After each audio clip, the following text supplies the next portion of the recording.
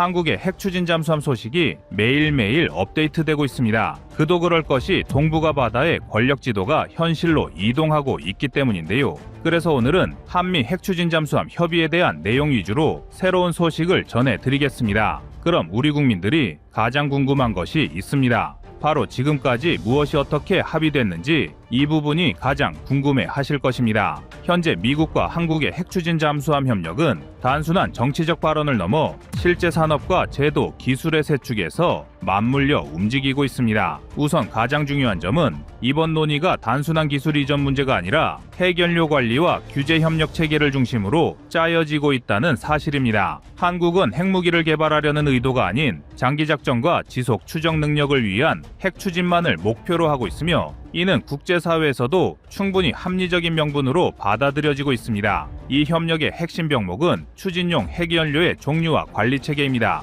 미국과 영국은 고농축 우라늄을 사용하지만 이는 비확산 규범에 민감하기 때문에 한국이 그대로 적용하기는 어렵습니다. 반면 프랑스와 브라질은 저농축 우라늄은 LEU, 농축도 20% 미만을 이용하여 비확산 우려를 줄이면서도 충분한 추진 성능을 확보하는 방식을 채택했습니다. 한국이 현실적으로 선택할 수 있는 방향은 미국이 제공하는 HU 모듈형 원자로를 밀봉 형태로 공급받아 운용하거나 혹은 프랑스식 LEU 원자로 기술을 자체 개발하는 것입니다. 전자는 빠르지만 외교와 정치적 리스크가 크고 후자는 시간이 걸리지만 완전한 자립이 가능하다는 장점이 있습니다. 그럼 한국은 어떤 선택을 할까요?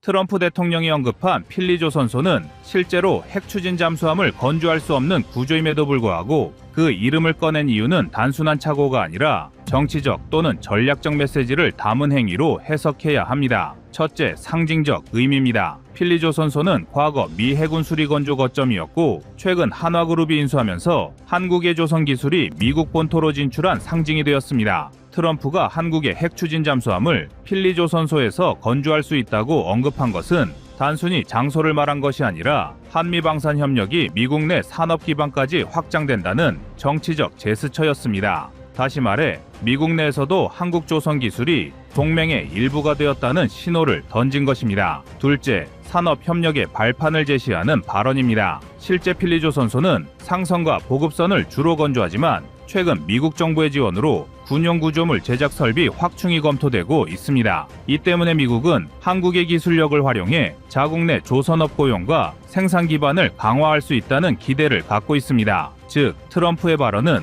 핵잠 사업을 시작으로 한미 공동 생산 프로젝트로 확대하자는 산업적 제안의 의미로 볼 수 있습니다. 셋째, 현실적 한계를 감춘 협상용 메시지입니다. 필리조선소는 핵잠을 건조할 수 있는 방사선 차폐시설, 원자로 설치구역, 고압시험장 등을 보유하고 있지 않습니다. 하지만 트럼프는 상징적으로 이 조선소를 언급함으로써 겉으로는 건조지는 미국이라고 강조하면서도 실제로는 한국이 실질적 건조를 맡는 군업 모델을 염두에 둔 것으로 보입니다. 즉, 미국 내 건조라는 정치적 형식을 유지하되 실제 생산력은 한국이 담당하는 한미 공동생산 프레임을 제시한 것입니다. 이는 미국이 국내 일자리와 산업 기반을 지키면서도 한국의 조선 기술을 활용해 핵잠 생산 속도를 높이려는 전략적 포석입니다. 결론적으로 트럼프가 필리조선소를 언급한 이유는 현실적 건조 계획이 아니라 정치 산업적 상징입니다. 한미동맹을 기술과 생산으로 연결하는 동맹으로 재정의하려는 신호이며 실제 핵잠 건조는 한국의 한화오션이나 대우조선해양에서 이루어질 가능성이 높습니다. 즉, 필리조선소는 건조지가 아니라 동맹의 상징지로 언급된 것입니다. 다음으로는 한미 실무자들이 어떤 협상을 하고 있는지 궁금해 하실 것입니다.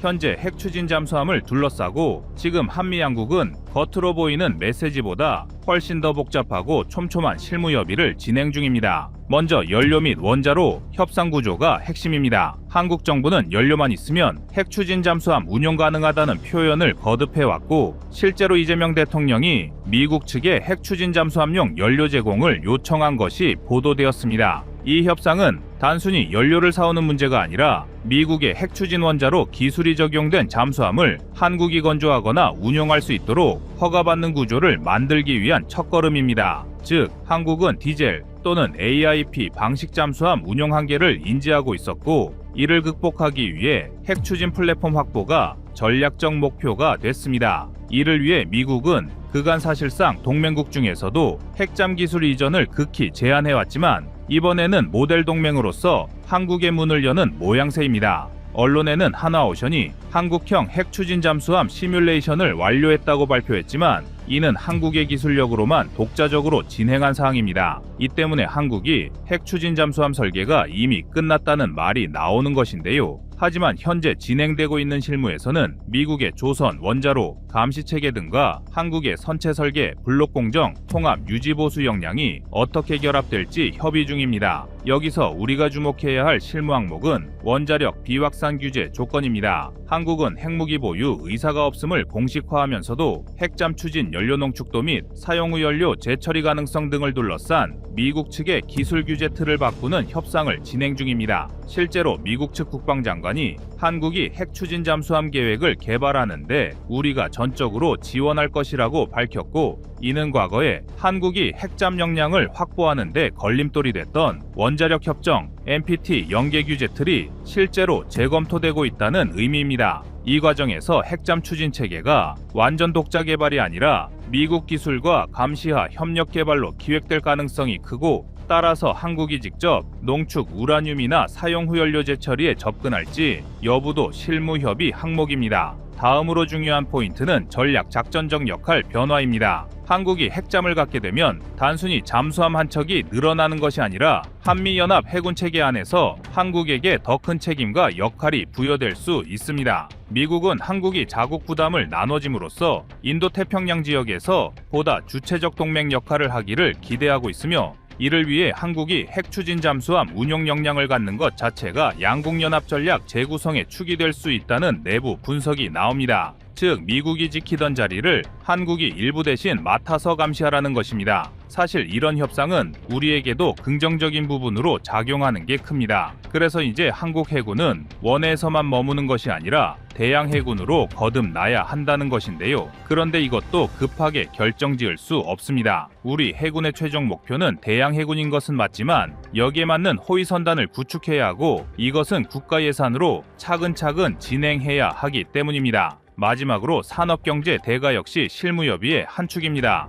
미국 측 발표에 따르면 이 협상과 맞물려 한국이 미국에 실시할 대규모 투자 약 3,500억 달러 수준이 언급됐고, 이는 무기체계만이 아니라 조선 원자력 기반 산업을 연계한 산업협력이라는 의미를 담고 있습니다. 한국은 이를 통해 조선 산업 고도화, 방산 수출 확대라는 두 마리 토끼를 노리고 있으며, 미국은 핵잠 건조병목 해소와 새로운 동맹 공급망 확보라는 산업 전략적 이익을 얻고자 합니다. 그런데 이런 상황은 미국도 마찬가지이며 각 나라는 무엇을 주고 무엇을 더 얻을지를 치열하게 싸우고 있는 상황입니다. 미국은 조선업 인력난과 생산 병목을 해소하고, 한국은 고부가 가치 핵잠 기술을 확보하는 상호보호안적 거래가 이루어지고 있습니다. 한국조선업은 이미 세계 최고 수준의 품질 관리와 블록 공정 역량을 갖춰 대형 잠수함 체계 통합에서 공정 단축 효과가 기대됩니다. 가칭 SSNK의 개념 설계도 구체화되고 있어 당초 예측된 5,000에서 6,000톤급을 훌쩍 넘어 장보고3보다 1.5에서 2배 큰 7,000톤급의 대형 잠수함으로도 건조될 가능성이 큽니다. 설계 성능은 최고 속도 약 30노트, 작전 지속력 80에서 90일 수준으로 전망되며, 무장에는 어뢰, 대한미사일, 장거리 순항미사일과 UUV 운용 능력이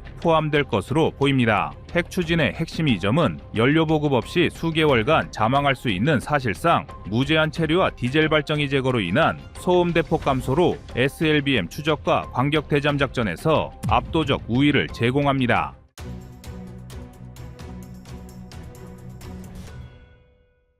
다음은 25년 3월 27일 한중미 해군 영상입니다. 현대전에서 가장 위험한 작전은 좁은 실내에서 벌어지는 전투입니다. 실내 근접 전투는 적이 은폐할 수 있는 위치가 많고 아군이 시야를 확보하기 어려운 경우가 많아 자칫 큰 피해가 발생할 수 있는데요. 하지만 한국 해군의 자랑인 UDT는 유사시 어떤 작전도 완수하기 위해 실내 근접 전투를 연마 중입니다. 특히 UDT는 해군의 중추이자 한국군 내에서 가장 선진화된 부대, 실전 경험이 풍부한 부대로 손꼽히는 만큼 앞으로도 한국의 영예를 수호할 수호하는 막중한 임무를 수행할 것입니다. 연일 격화되는 미국과 중국의 해상 패권 경쟁은 아이러니하게도 한국의 해군 전력과 인프라가 전 세계에 관심을 받는 계기가 되었습니다. 한국은 중국과 지척에 위치하고 있어 중국의 해상 패권 야욕을 저지하는 최일선에 서 있습니다. 또한 몰락하는 미 해군의 구원자 역할을 할 수 있는 조선업 역량을 보유한 한국은 인도태평양 지역에서 가장 중요한 열쇠를 쥐고 있다고 해도 과언이 아닌데요. 하지만 최근 주목받고 있는 조선업 열풍을 조금 걷어내고 나면 아직 우리 해군과 대한민국이 가야 할 길은 많이 남아 있습니다. 물론 한국은 뛰어난 조선업 역량을 가지고 있으며 이를 기반으로 우리 군의 신규 전력뿐만 아니라 미국을 지원할 수 있는 최적화된 동맹 파트너란 사실은 틀림없습니다. 그러나 중국은 우리보다 더 빠르게 해군력을 증강하고 있으며 미 해군은 과거만한 위용을 보여주지 못하는 상황에서 우리에게도 많은 여유가 남아있지는 않은 상황입니다. 결국 한국이 적성국의 위협을 제거하고 서해를 지켜내기 위해서는 미국의 장점을 배우고 중국 전력을 면밀히 분석하여 다각도로 대응 방안을 수립하는 것입니다. 그래서 준비했습니다. 오늘은 세계 최강의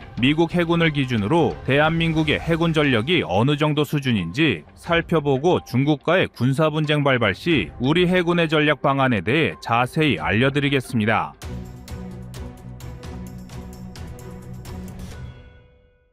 현재 한국 해군 예하의 총병력은 약 6만 9천 명 이상으로 이 중에서 해병대 소속의 2만 8천 명 정도를 제외하면 해군이 직접적으로 운용할 수 있는 병력은 약 4만 1천 명 수준입니다. 여기에 더해 현재 한국 해군이 가용할 수 있는 주요 함정 전력으로는 잠수함 21척, 구축함 13척, 호위함 17척 등이 있으며 잠수함과 구축함은 지금도 새로운 전력이 계속해서 건조되는 만큼 앞으로도 한국 해군의 전력은 계속해서 발전할 것인데요. 하지만 객관적인 지표에서 미국 해군과 비교하는 것은 사실 무리인 측면도 많습니다. 특히 한국 해군은 상당수의 전력이 구식화된 상태이며 이 때문에 상대적으로 작전 지속 능력이 부족하다는 단점이 있습니다. 물론 우리 해군의 최신 전력은 미국과 비교해도 절대로 부족하지 않습니다. 먼저 최근 일본함이 해군에 인도된 정조대왕급 구축함은 만재배수량 기준 12,000톤급의 함정으로 만재배수량이 1만 톤을 넘지 않는 미국의 알레이버크급 구축함보다도 훨씬 큰 체급을 자랑합니다. 여기에 정조대왕급 구축함은 88개의 수직 발사관을 장착하고 있으며 해공대공 미사일을 비롯하여 홍상어 장거리 대자머레 해룡 함대지 미사일, 해성투 순항 미사일 등을 사용할 수 있는 전천후 함정입니다. 게다가 구축함의 핵심 장비이자 적을 탐지하고 추적할 수 있는 레이더 체계도 알레이버크급과 동급인 AN 스파이1D V 레이더가 탑재되어 미국과의 성능 격차가 크지 않다고 할 수 있습니다. 그러나 미국이 알레이버크급 플라이트 1만 20척 이상 보유하고 최신 개량형인 플라이트 3도 순차적으로 20척을 전력화할 예정이란 점과 비교할 때 최대 3척의 정조대왕급 구축함을 보유하려는 한국은 질적 완성도 대비 양적 측면에서 아쉬움이 남습니다. 또한 6개의 수직 발사관을 탑재한 3,000톤급의 도산 안창호급 잠수함은 전 세계에서 손에 꼽힐 정도로 막강한 성능의 디젤 잠수함입니다. 심지어 한국은 장보고 3 배치2 잠수함을 통해 한 번 더 잠수함의 크기를 키우고 수직 발사관을 10개나 탑재할 예정이니 우리 해군의 최신 전력만은 그 어떤 나라와 비교해도 부족함이 없는 수준입니다. 한국이 이 정도 수준의 디젤 잠수함을 건조할 수 있다는 점은 미국 해군조차 쉽게 무시할 수 없는 전력을 보유하고 있다는 뜻입니다. 한국은 이미 도산 안창호급 잠수함이나 장보고 3 배치2 잠수함보다 성능이 떨어지는 구형 잠수함만으로 다국적 해상훈련에서 미 해군을 상대로 엄청난 전공을 올린 전례가 있습니다. 일각에선 훈련 상황을 위해 미국이 100%의 전력을 모두 사용한 것은 아니라며 한국 해군의 성과를 폄하하기도 하지만 동일한 조건에서 한국보다 우수한 전투력을 선보인 나라가 없었다는 점만 보더라도 우리 군의 잠수함 운용 능력은 세계 최고 수준을 자랑하며 이러한 한국이 3,000톤급 이상의 최신 잠수함을 보유하는 것만으로도 상대를 압박하기 충분한데요. 그만큼 한국 해군의 전투 역량과 신형 전력의 위력은 미 해군조차 함부로 여길 수 없다는 것입니다. 하지만 이러한 최신 전력은 아직 충분한 수량이 확보되지 않았으며 예정된 건조 계획이 모두 완료되더라도 미 해군에 비하면 턱없이 부족한 수량입니다. 물론 우리의 영해만을 수호하는 한국과 전 세계를 상대로 작전을 수행하는 미국은 작전 환경이 매우 다르다는 점도 고려할 필요가 있지만 함정 수량이 적다는 것은 그만큼 각 함정이 안고 가야 할 임무 부담이 커진다는 것을 의미합니다. 게다가 2000년대 초중반에 전력화된 일부 함정들은 노후화 문제뿐만 아니라 작은 함정 규모로 인해 승조원의 피로도와 거주 환경이 열악하다는 단점이 치명적입니다. 함체 규모는 작은데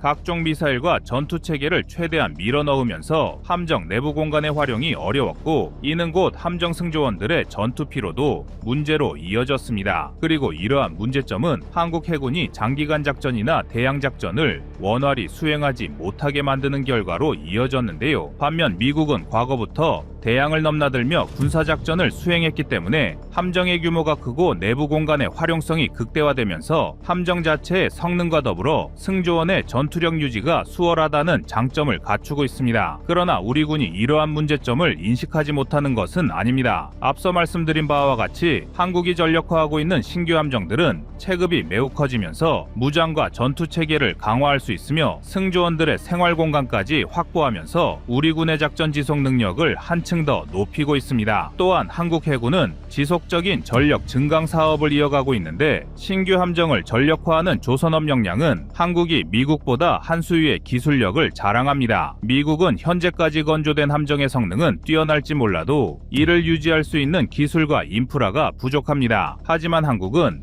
미국과 달리 언제든 신규 함정을 찍어낼 수 있는 조선업 역량을 유지하고 있습니다. 일례로 미국은 연간 3척의 구축함을 신규로 생산해야 하지만 현실은 그 절반인 1.5척의 구축함을 건조하는 것조차 버거운 상황입니다. 반면에 한국은 HD 현대중공업에서만 최대 연간 5척 이상의 구축함을 생산할 수 있을 정도인데요. 다시 말해 한국은 언제든 전력을 강화할 수 있는 여지가 크다는 뜻입니다. 한국은 정조대왕급 구축함을 통해 미국의 주력 구축함보다 더 큰 함정도 생산할 수 있다는 것을 보여줬으며, 언제든 건조 작업을 진행할 인프라가 갖춰져 있으니 미국만큼의 해군 전력은 아니더라도 얼마든지 새로운 함정을 찍어낼 수 있습니다. 그렇다면 이 정도의 조선 역량을 갖춘 한국이 어째서 과거에는 작은 규모의 함정을 전력화했는지 의문을 가지시는 분들도 계실 텐데요. 사실 한국 해군은 2000년대 초중반까지만 하더라도 작전의 목표를 철저하게 북한에만 맞추는 안일한 시각을 가지고 있었습니다. 북한이 대체로 낙후된 연안 전력만을 보유하고 있으니 상대적으로 해군은 대규모의 전력 강화 사업을 진행할 일이 적었고, 이러한 이유로 육군에 비해 전력 강화가 아쉬웠던 것도 사실입니다. 하지만 이제는 안보 상황이 급변하고 있습니다.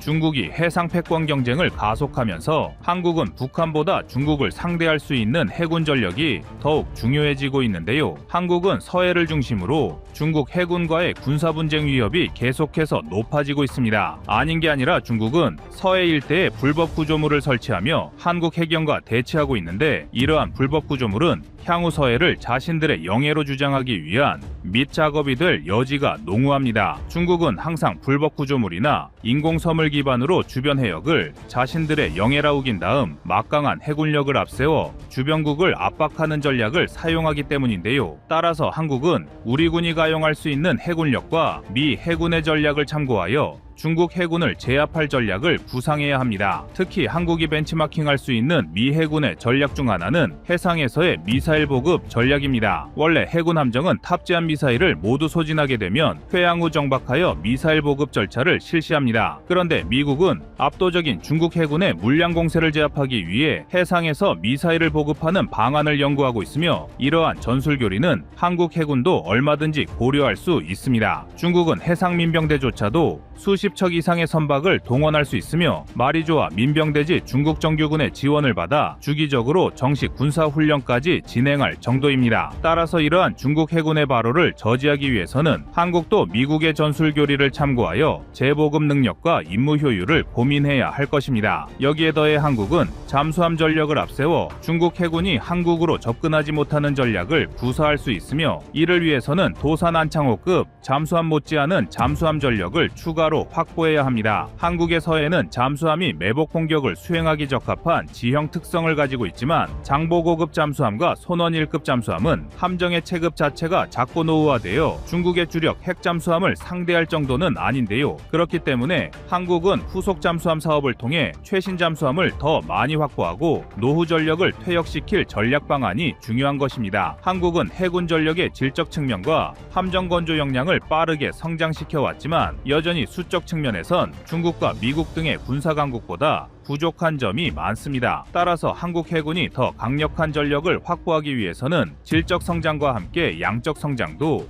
함께 이룰 필요가 있는데요. 한국이 정조대왕급 구축함과 도산 안창호급 잠수함의 수량을 꾸준히 늘리고 구식 함정의 퇴역을 서두른다면 질과 양 모두에서 중국의 위협을 저지하고 세계 최강의 미국과 어깨를 나란히 할 수 있을 것입니다.